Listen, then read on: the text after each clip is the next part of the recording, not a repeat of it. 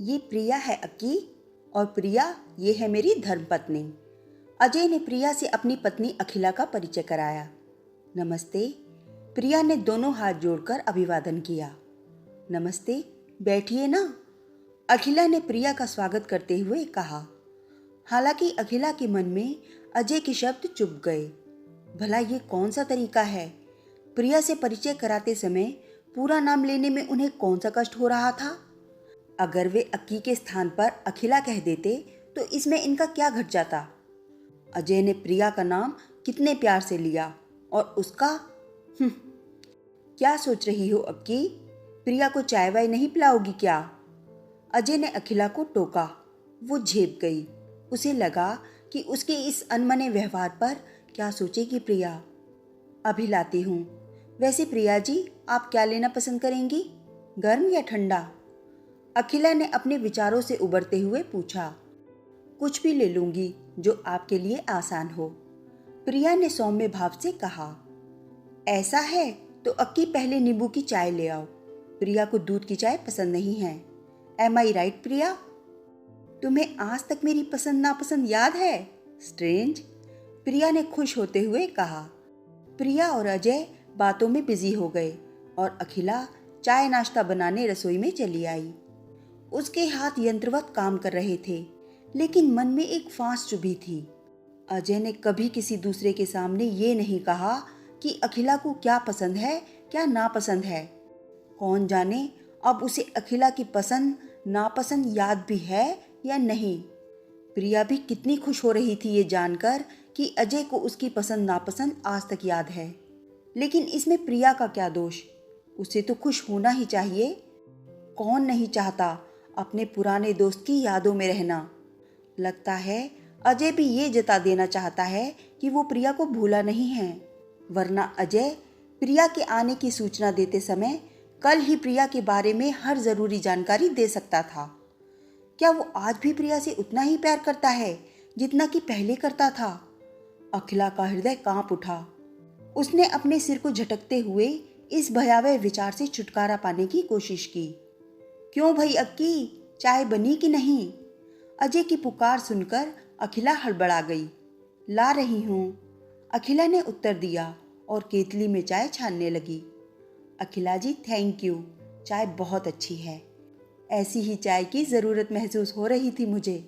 आपके हाथ में तो जादू है। चाय की चुस्कियां लेती हुई प्रिया ने अखिला की तारीफ करते हुए कहा। छोड़ो भी प्रिया, अक्की की यूं तारीफ मत करो, वरना तुम तो वापस चली जाओगी और ये मुझ पर अपने हुनर का रौब गांठती रहेगी। अजय ने हंसकर कहा। हाँ प्रिया जी, भला मैं तारीफ के काबिल कहाँ? प्रिया ने जल भुनकर कहा। बात हंसी मजाक की थी, लेकिन अखिला उसे हंसी मजाक में नहीं ले सकी।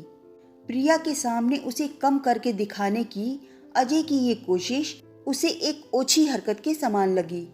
माना कि प्रिया अजय की पुरानी प्रेमिका है, लेकिन इसका मतलब ये तो नहीं है कि वो अपनी पुरानी प्रेमिका के सामने अपनी पत्नी को नीचा दिखाने लगे। अखिला को वहां अब और बैठ पाना मुश्किल लगा। आप दोनों बात कीजिए, तब तक मैं खाना बनाती हूँ। ये कहती हुई अखिला उठ खड़ी हुई। प्रिया से पूछ तो लो वो क्या खाना पसंद करेगी। अजय ने अखिला को टोका। इनसे क्या पूछना, आप ही बता दीजिए कि ये क्या खाना पसंद करेंगी।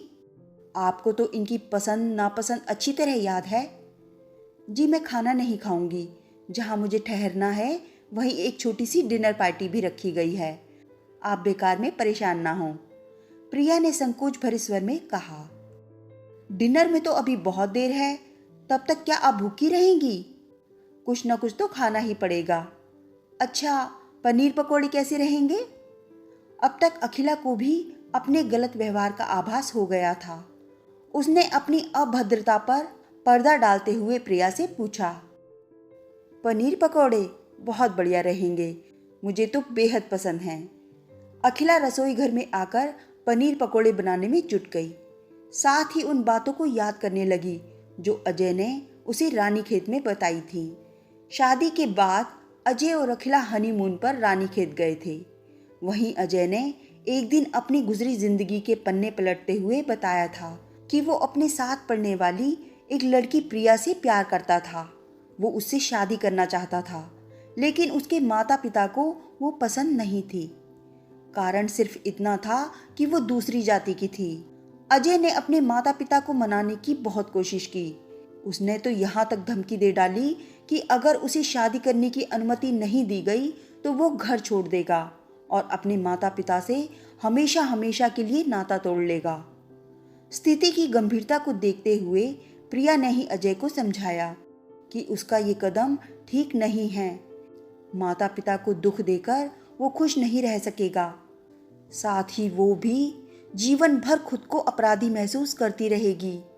प्रिया ने स्पष्ट शब्दों में जता दिया कि जिस प्रकार उसके अपने माता पिता उसके लिए आदरणीय हैं, उसी तरह अजय के माता पिता भी उसके लिए सम्माननीय हैं। वो उनके दुख की नींव पर अपने सुख का महल खड़ा करने की कल्पना भी नहीं कर सकती है। अजय को पहले तो उसकी बातें बहुत बुरी लगी, लेकिन फिर उसकी बातों की गहराई समझ में आते ही उसने प्रिया का कहना मान लिया। बस उस दिन से दोनों के रास्ते अलग अलग हो गए। अजय ने प्रिया से नाता तोड़ लिया, लेकिन वो उसे भुला नहीं सका।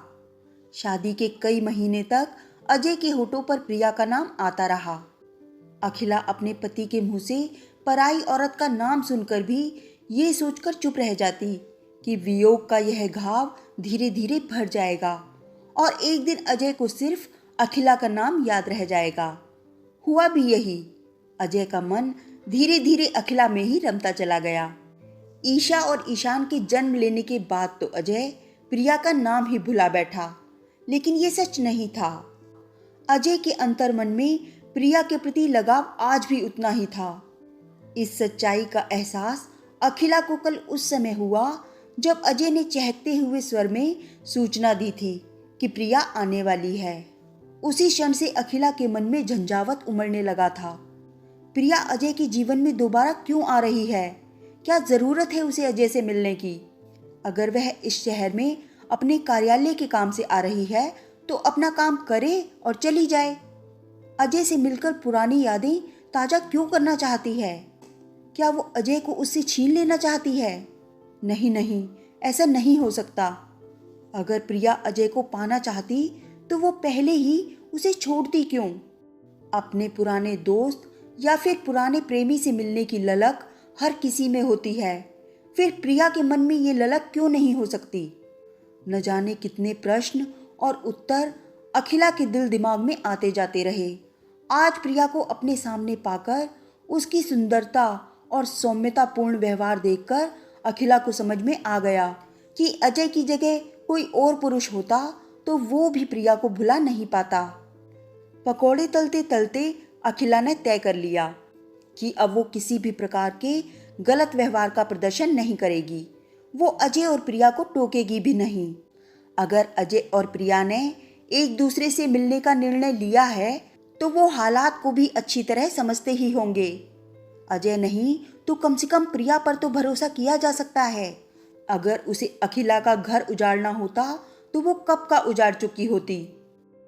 कल चलो ना, तुम्हें वन विहार घुमा लाता हूँ, अजय प्रिया से कह रहा था। नहीं, रहने दो, वहां शेर भालू देखने कौन जाए?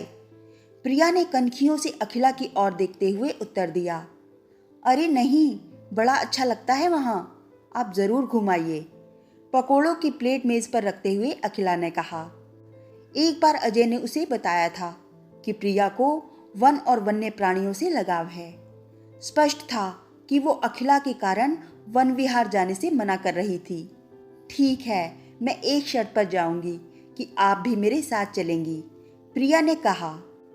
मैं खुशी से आपकी शर्त मान लेती, लेकिन आजकल ईशा और ईशान के एग्जाम्स चल रहे हैं, सो मेरा जाना संभव नहीं है, लेकिन आप दोनों जरूर हो आइए, अखिला ने सहज स्वर में आग्रह किया। प्रिया उसके इस आग्रह पर चौंकी। अखिला की बात पर अजय भी हैरान हुआ, लेकिन अखिला के चेहरे पर छाई सहज मुस्कान को देखकर दोनों आश्वस्त हो गए। लगभग 4 दिन प्रिया उस शहर में ठहरी। अजय प्रिया की आव भगत में ही लगा रहा। वे दोनों वन विहार गए, सिनेमा देखने गए, रेस्टोरेंट में खाना खाने गए। प्रिया का साथ पाकर अजय तो मानो समय का बंधन भी भूल बैठा था। तीसरे दिन की बात है, अजय ने शहर की सबसे प्रसिद्ध रेस्टोरेंट में प्रिया को रात्रि भोजन कराने का निश्चय किया।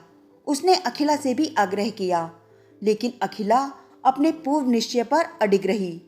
उसने ईशा और ईशान की परीक्षाओं का बहाना करके खाने पर जाने से मना कर दिया। अजय प्रिया के साथ डिनर पर गया। रात 12 बजने को आए, लेकिन अजय घर वापस नहीं आया। अखिला का विश्वास डगमगाने लगा। वो अपने मन से ये पूछने को विवश हो गई कि वो अजय और प्रिया को छूट देकर कहीं आग से तो नहीं खेल रही। इस पर उसके मन ने उत्तर देकर शांत कर दिया कि अगर आग लगनी ही होगी तो उसकी सहमति या असहमति से कोई फर्क नहीं पड़ेगा। घड़ी का कांटा जैसे जैसे आगे खिसकता गया, वैसे वैसे अखिला का अंतर्द्वंद बढ़ता गया। रात के लगभग 2 बजे अजय घर लौटा। अखिला ने कोई प्रश्न नहीं किया, लेकिन अजय ने खुद ही बताया कि रेस्टोरेंट से लौटते समय उनकी कार खराब हो गई थी, जिसे ठीक करवाने में इतनी देर हो गई। एक बार तो अखिला के मन की शंकाओं ने सिर उठाने की कोशिश की, लेकिन उसके विश्वास ने शंकाओं को बेदर्दी से दबा दिया।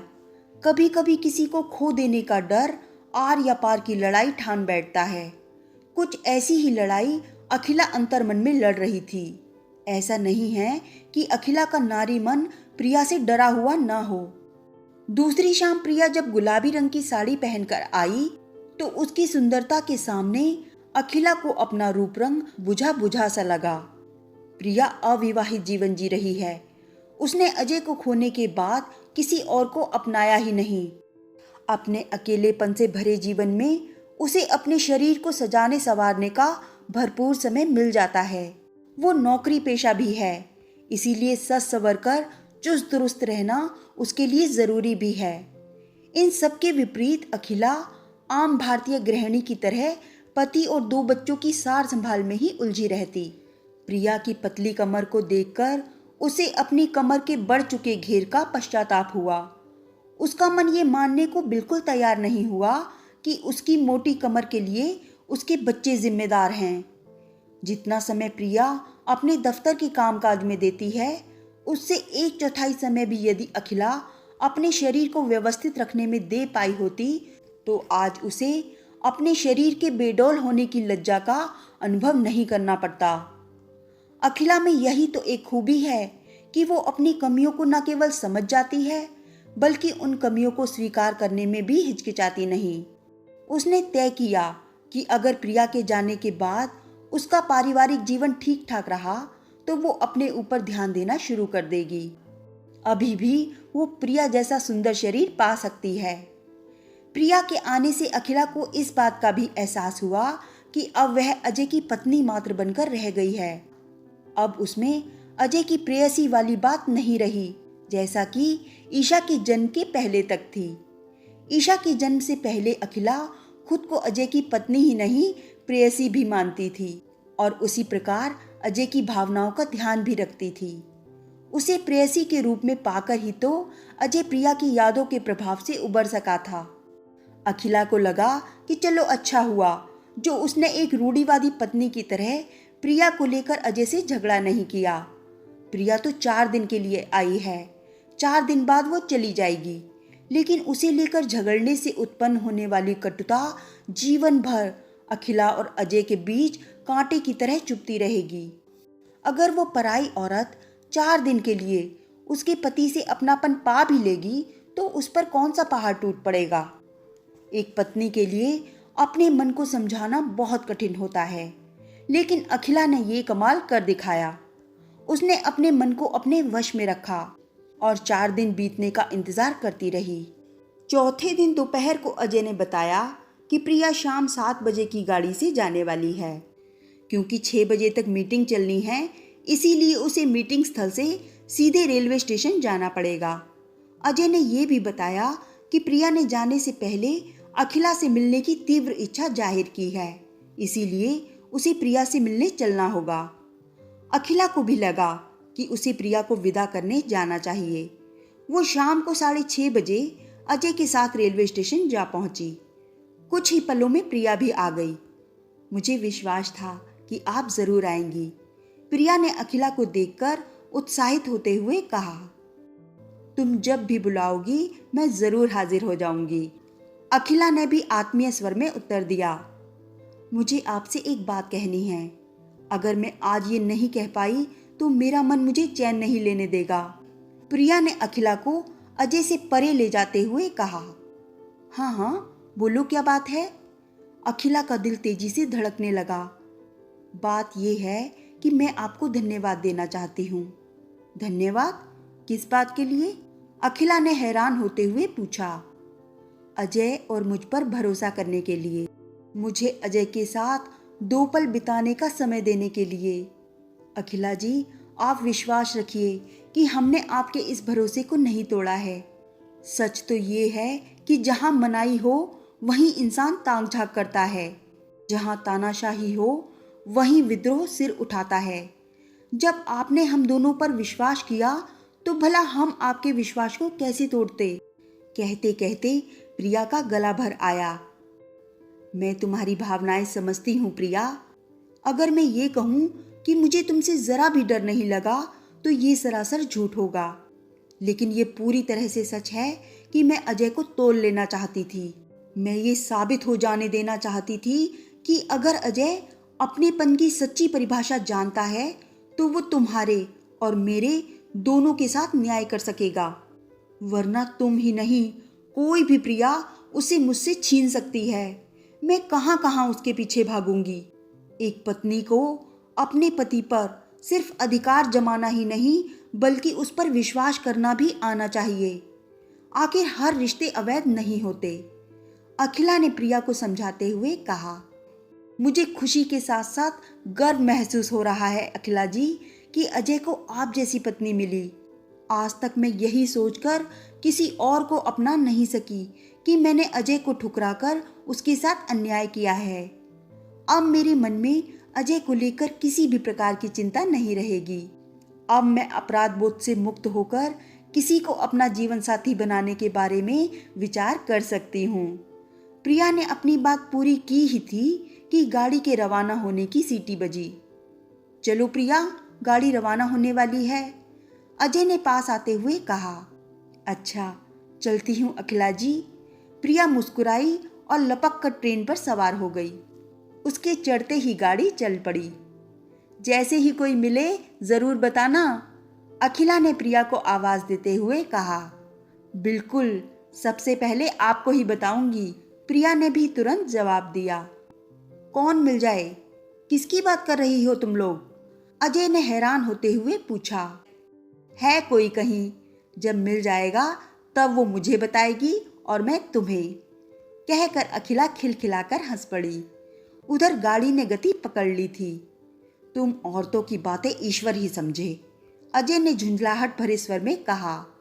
अजय की झुंझलाहट देखकर अखिला का मन शरारत से भर उठा। आखिर उसके भरोसे की जीत हुई थी। उसका अजय उसके पास था, किसी पराई औरत के पास नहीं।